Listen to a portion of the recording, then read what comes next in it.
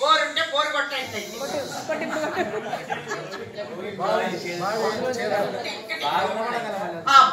బావి ఉంటే నీళ్ళు చేతుకొని తీసుకొచ్చి బాత్రూమ్ లో పెట్టారు.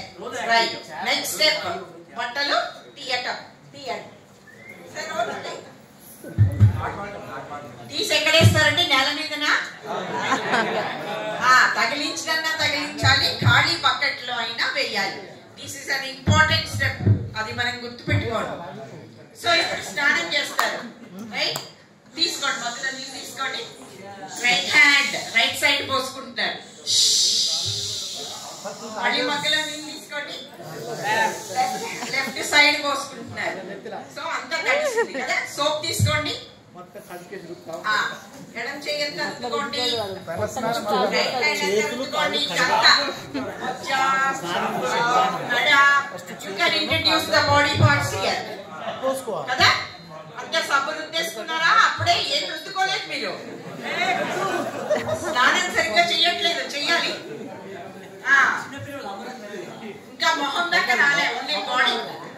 ఇప్పుడు మొహం రుద్దుకోవాలి. ఏం చేయాలి? మగ్గులో నీళ్ళు రెడీగా పెట్టుకోవాలి, కళ్ళలో సోప్ పోతుంది కాబట్టి.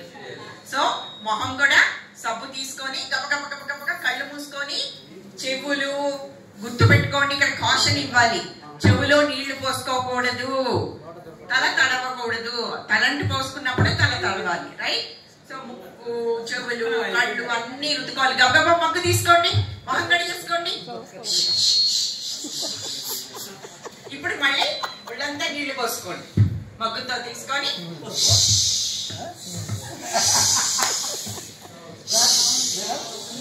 పోసేసుకున్నారా? టవల్తో తుడుచుకోండి. ఇక్కడ ఉంది అసలు గుడ్ హ్యాబిట్. చాలా మంది ఏం చేస్తాం, స్నానం అయ్యాక టవల్ అది చుట్టేసుకొని ఆ తడికాళ్ళు వేసుకొని ఇల్లంతా తిరుగుతారన్నమాట. ఎవరైనా వస్తే ఓహో వీళ్ళ ఇంట్లో ఇప్పుడే ఎవరో స్నానం చేస్తారని తెలుస్తుంది కదా. సో నీట్ గా టవల్తో తుడుచుకోండి.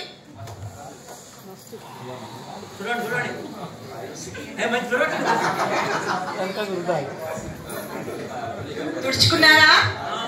ఇప్పుడు బట్టలు వేసేసుకోండి, చొక్కాలు గౌన్లు వేసేసుకోండి.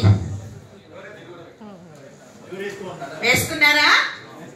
ఒక్కసారి అద్దంలో చూసుకోండి, మీరు ఎంత బాగున్నారో. ఫ్రెష్ గా ఉన్నారా? ఇప్పుడు చెప్పండి పిల్లలు, ఎలా స్నానం చేశారు మీరు? నీళ్లు పోసుకొని, సబ్బు రుద్దుకొని, మొహం కూడా కడుక్కొని, టవల్తో తుడుచుకొని, కొత్త బట్టలు అవసరం లేదు, ఉతికిన బట్టలు వేసుకొని